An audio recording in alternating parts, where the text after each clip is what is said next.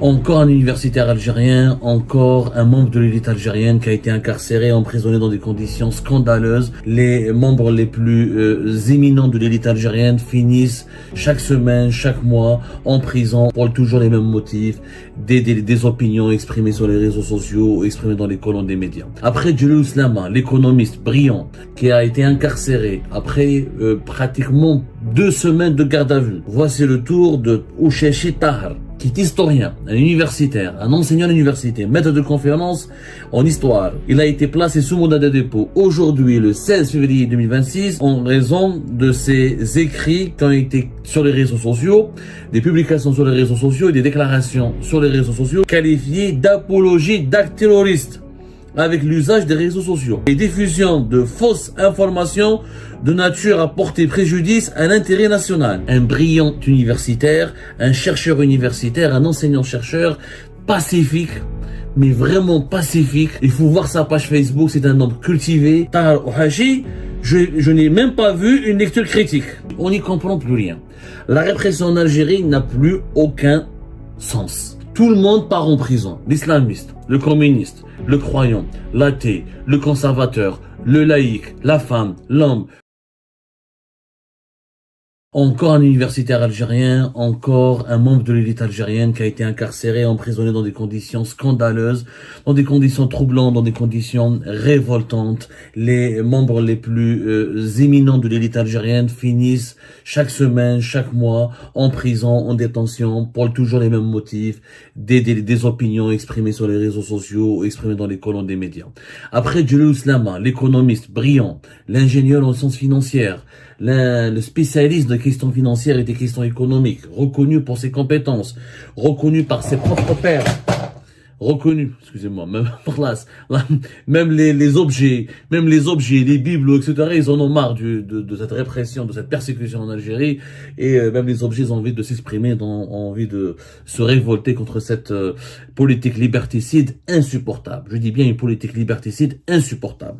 Après Djeloul Slama, je disais, économiste, spécialiste et expert dans les questions financières et économiques, spécialiste dans les sciences économiques, qui a été incarcéré après pratiquement 2 semaines de garde à vue.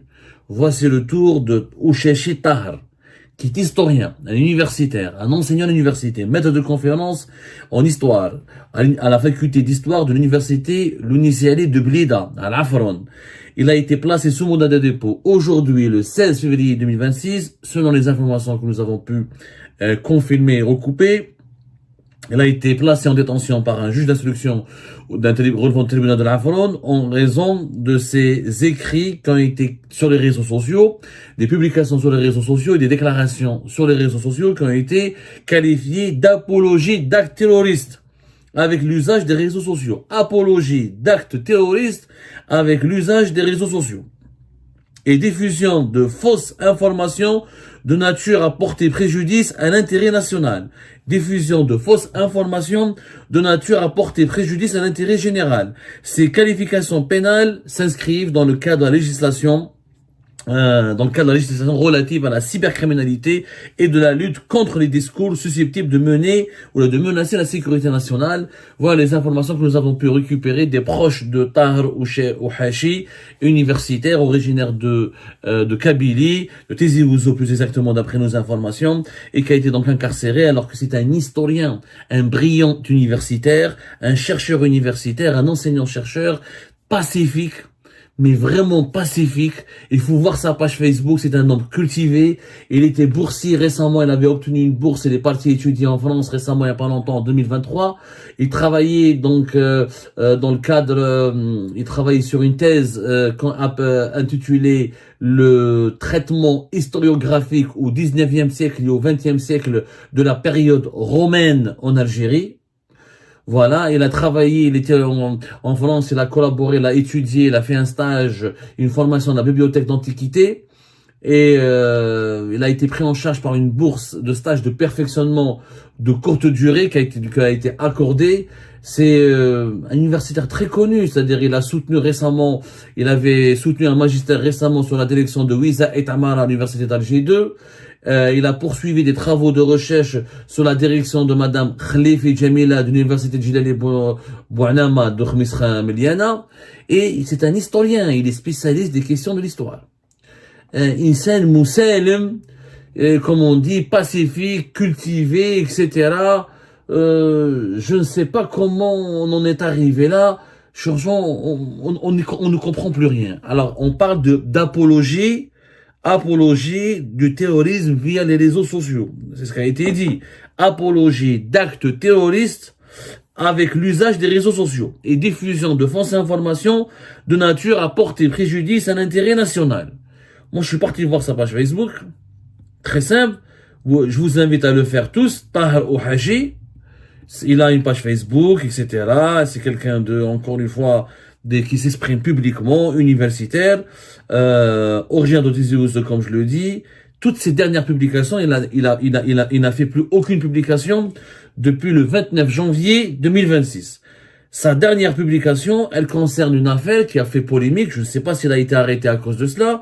C'est l'affaire du doctorant l'Arabi Samir, qui a été exclu récemment de l'université de Bjaïa pour une thèse universitaire controversée. Alors lui, il est connu, hein, l'Arabi Samir, c'était un activiste, et était militant d'un parti de gauche. Ensuite, c'était un ancien journaliste de la radio algérienne, qui a été exclu, chassé de la radio parce il avait fait une grève, il avait contesté pour réclamer, il avait formé un groupe de journalistes contestataires pour réclamer leurs droits sociaux et pour réclamer une indépendance éthique, une professionnalisation du métier de journaliste dans les radios publiques et les organes de médias publics. Il avait été exclu, il s'est orienté vers l'enseignement universitaire. Il avait une thèse universitaire, une thèse de doctorat. D'ailleurs, son exclusion avait défrayé la chronique. C'est à l'université d'Abdelrahman Mira de Bjaïa où il a été exclu. Sa thèse de doctorat, elle portait sur les mouvements sociaux dans la région en Kabylie. Voilà. Alors, l'université a décidé de l'exclure. Le conseil scientifique de l'université a décidé de l'exclure parce qu'il a considéré que sa thèse portait ou faisait de la publicité ou allait promouvoir ou elle se portait sur les mouvements séparatistes, pas les mouvements sociaux. L'affaire avait d'ailleurs défrayé la chronique, elle avait suscité la solidarité de plusieurs professeurs universitaires. Il y a une pétition qui a été diffusée sur les réseaux sociaux sur Internet pour réclamer la levée de cette interdiction qui pesait sur la soutenance de sa thèse. Et beaucoup d'enseignants universitaires, beaucoup d'étudiants de l'université de Bjaïa avaient témoigné pour dire que la thèse de Samir al-Arabi n'avait rien à voir avec le MAC, les mouvements séparatistes. Ça parlait des mouvements sociaux. Peut-être que dans les mouvements sociaux, il y a des acteurs qui sont devenus des maquistes ou qui ont autonomistes ou qui ont intégré ou adhéré à des mouvements radicaux par la suite. Mais ce n'était pas l'objectif de ce chercheur de faire l'éloge ou l'apologie des mouvements séparatistes en Kabylie. Sinon, il aurait été arrêté. En tout cas, à ma connaissance, Samir al-Arabi, il n'a pas subi ni d'arrestation, ni de harcèlement. Il s'exprime sur les réseaux sociaux d'après ce que j'ai vérifié. Et sa thèse n'a jamais été une thèse séparatiste, mais une étude sociologique qui inclut l'analyse des discours liés au séparatisme. Voilà, d'après les vérifications auxquelles nous avons procédé. C'est-à-dire que il a analysé l'ensemble, il a proposé une analyse de tous les mouvements contestataires qui ont marqué la Kabylie, et dans ces mouvements contestataires, il y a des acteurs qui ont joué un rôle important dans ces mouvements contestataires sociaux et qui se sont par la suite politisés, ils ont rejoint les rangs du MAC ou de d'autres organisations séparatistes ou autonomistes. Ni plus ni moins, c'est une étude sociologique. Bon, Tahar Ouhaji, il avait exprimé sa solidarité avec Samir al-Arabi. Il s'est solidarisé avec Samir al-Arabi. Il a partagé sur sa page Facebook la pétition qui demande la levée de l'interdiction de la soutenance de la thèse universitaire de Samir al-Arabi. Il était très critique de cette décision, mais c'est tout. C'est vraiment les seules publications que j'ai retrouvées sur sa page Facebook. Voilà, il est critique. Par exemple, il a dit le 28 décembre 2025, 2 informations sont crédibles dans la presse nationale, la date et le prix du journal. Voilà, il est critique, mais avec respect, etc. Il critique le discours officiel, voilà. C'est pas apologie d'actes terroristes avec l'usage des réseaux sociaux. Je n'ai vu aucune apologie sur le mur ou sur la page de Tahar Ouhaji. Geneviève, c'est un universitaire qui est connu d'ailleurs, hein, il est connu, il a signé pas mal de pétitions, il est impliqué dans pas mal de pétitions, des appels à la mobilisation quand il s'agit de défendre une opinion, un détenu d'opinion, un détenu politique, quand il s'agit de défendre les enseignants universitaires ou les syndicalistes ou les syndicats, etc. يعني إنسان قاري مسالم qu'on le voit, non pacifique, instruit, un intellectuel, un véritable intellectuel, spécialisé dans l'histoire. Sur sa page Facebook, il a des écrits vraiment très lucides, un homme instruit, des lectures, il proposait des lectures, il proposait, était vraiment spécialisé dans tout ce qui est événements culturels, événements historiques, liberté de réflexion, liberté de la pensée, il luttait contre la pensée unique, la censure au sein dans les milieux universitaires, rien de dangereux quoi, rien de dangereux. Par exemple, j'ai retrouvé un texte sur sa page Facebook du 23 septembre 2025, il disait tirer la sonnette d'alarme, selon des sources concordantes, la tendance chez les organisateurs de la foire internationale du livre d'Alger, le fameux salon du livre, le salon international du livre d'Alger, le SILA, est de bannir la pensée critique et de promouvoir la littérature des frères musulmans et de la mouvance salafiste.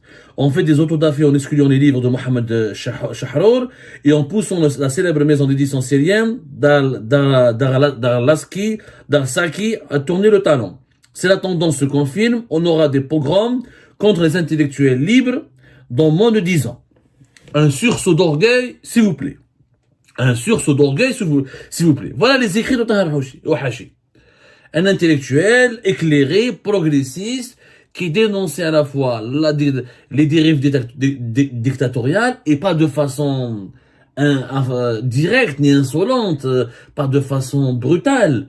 C'est-à-dire, il partait pas au combat directement. Il dénonçait pas Tebboune, il dénonçait pas Shengriha, il dénonçait pas les enfants de Tebboune ou les enfants de Shengriha. Et voilà, il reliait pas nos informations, nos révélations. Il participait pas à des débats télévisés ou à des débats organisés sur les réseaux sociaux concernant les dysfonctionnements, la politique malveillante ou l'impact désastreux de la mauvaise gouvernance du pays. Il n'accusait pas ouvertement Abdelmajid Tebboune ou ses ministres. C'était un intellectuel engagé, mais dans les limites. Il n'a jamais dépassé une certaine limite.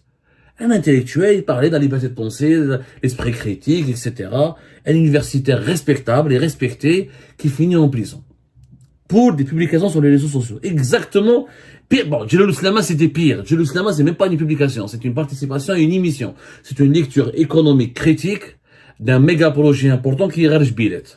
C'est une lecture critique d'un méga projet. Tahar Ouahachi, je n'ai même pas vu une lecture critique. J'ai pas vu des lectures critiques, etc. Je n'ai vraiment rien vu. C'est-à-dire, c'était partant. À moins qu'il aurait été incarcéré à cause de l'affaire de Samir Arabé, mais Samir Arabé n'a pas été incarcéré lui-même. Alors pourquoi incarcérer Tahar Ouahachi? On n'y comprend plus rien. La répression en Algérie n'a plus aucun sens. Je dis bien qu'elle n'a plus aucun sens. Elle est devenue insensée. Elle est illogique. Tout le monde part en prison. L'islamiste, le communiste, le croyant, l'athée, le conservateur, le laïc, la femme, l'homme, le jeune, la personne âgée, c'est du n'importe quoi. L'internaute, l'enseignant, le chômeur, le journaliste, l'économiste, l'historien. La répression, la dictature en Algérie a dépassé toutes les limites. Mais jusqu'où? Où est-ce qu'on va aller avec cette politique? Mais qu'est-ce qu'on peut faire? Qu'est-ce qu'on va faire de l'Algérie de demain et d'aujourd'hui si on poursuit cette même politique d'emprisonnement, d'incarcération, de persécution généralisée? À quoi bon? Mais où va l'Algérie? La fameuse question d'Aboudief. Mais où va l'Algérie? Mais où va-t-on avec cette politique? Quelles sont les perspectives, les horizons? Qu'est-ce qu'on a envie d'offrir à nos générations futures? On est en train de décapiter l'élite algérienne. Les journalistes, les économistes, les historiens, les universitaires, les opposants, les activistes. On a vidé l'Algérie. Qu'est-ce qui reste en Algérie? Que des TikTokers fous qui recourent à l'insulte, ou etc., ou les calomnies, les atteintes à la vie privée, les atteintes à la considération, les propos diffamatoires, les dénigrements, etc. Tout ce qui reste Pour le moment, tout ce qui reste, c'est on a offert un boulevard royal aux fake news, à la désinformation, aux partisans des appels à la haine, aux partisans des appels à la violence, aux partisans même pas de la pensée, hein, des tendances les plus radicales et les plus extrémistes de la société. Avec l'émergence des réseaux sociaux, sur les réseaux sociaux en Algérie aujourd'hui, à force d'emprisonner toutes les personnes qui ont un peu d'éducation, d'instruction et de bon sens, on a laissé l'Algérie, on a livré l'Algérie où on monstre des fake news, de la désinformation, des appels à la haine, de la calomnie, de la détestation de l'autre et de la violence verbale et de la violence psychologique, voire même de la violence physique. C'est bon. La meilleure manière d'anéantir un pays, c'est de faire ce que le régime Tebboune est en train de faire. C'est la seule et la meilleure manière. Décapiter son élite. Emprisonner toutes les personnes instruites. Toutes les personnes qui ont un esprit critique. Toutes les personnes éveillées, conscientes. C'est la meilleure manière pour anéantir et déglinguer un pays. Et là, le régime Tebboune le fait merveilleusement bien. Je le dis bien, il le fait merveilleusement bien. Il y a un mouvement de solidarité qui s'est enclenché sur les réseaux sociaux par rapport à Tahar Ouahachi. Ce mouvement va rester virtuel. J'ai pas beaucoup d'espoir. Il y aura pas de rassemblement. À la limite, il y aura une pétition. À la limite, il y aura peut-être quelques coups de gueule sur les réseaux sociaux, notamment de certains de ses collègues, de ses confrères, de ses amis qui habitent à l'étranger. Et ça va s'arrêter là. Ça va s'arrêter là et voilà. Le balai incessant des emprisonnements et des incarcérations qui devient malheureusement une musique nationale répandue et propagée. Et personne ne trouve à redire, plus personne n'est choqué, plus personne n'est ému. On s'est habitué à cette banalisation de l'incarcération et de l'emprisonnement. Le pays se vide de son éminence grise, se vide de sa substance intellectuelle, se vide de ses élites. Et l'Algérie devient plus que jamais une prison à ciel ouvert, où celles et ceux qui décident sont médiocres, sont mal élevés, sont malveillants, sont méchants, sont cruels et surtout sont incultes.